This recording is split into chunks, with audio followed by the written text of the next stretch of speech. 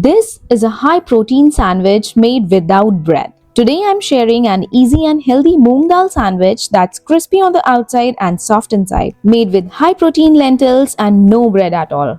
I'm taking 1.5 cups of yellow Moong Dal.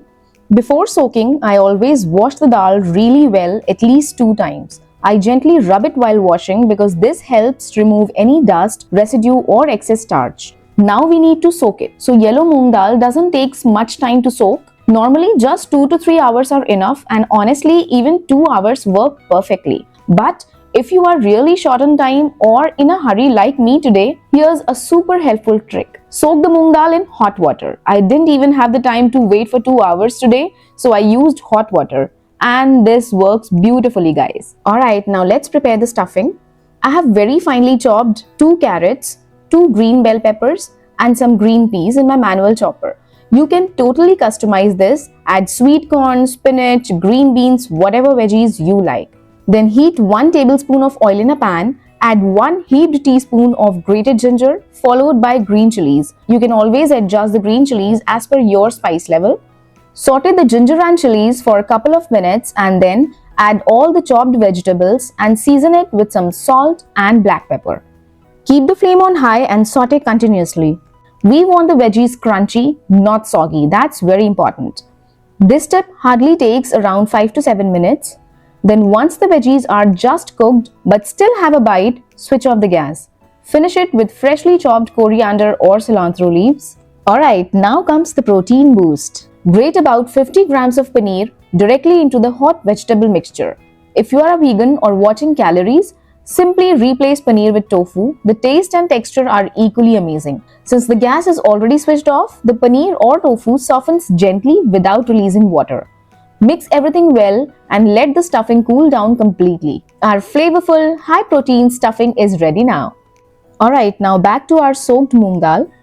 So it's been around 45 to 50 minutes. See this, how nicely it's been soaked. So just in order to show you, I'm breaking one dal with my thumb. And look how easily it breaks. So this is the sign that the moong dal is perfectly soaked and ready to be grinded. So drain the water completely and transfer the soaked moong dal into a blender jar.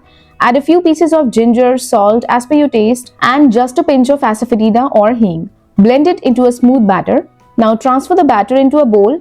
Add a pinch of turmeric powder. Turmeric gives a very vibrant color to our sandwiches. Mix everything well. The batter should be of pouring consistency but not runny. And that's it. Our moong dal sandwich batter is absolutely ready. Alright, now heat a tawa or a griddle on medium flame and lightly brush it with some oil. Once the tawa is hot, pour around 1 tablespoon of batter onto the tawa. I'm not spreading it like a chila or dosa, just gently pressing it to give a small round pancake shape. Cook it on medium heat until it sets and turns light golden from the bottom. Then flip and cook the other side as well. Similarly, prepare a few more of these soft savory moong dal pancakes and keep them aside. Now let's assemble the sandwich. So take 1 pancake and place it on your palm or a plate.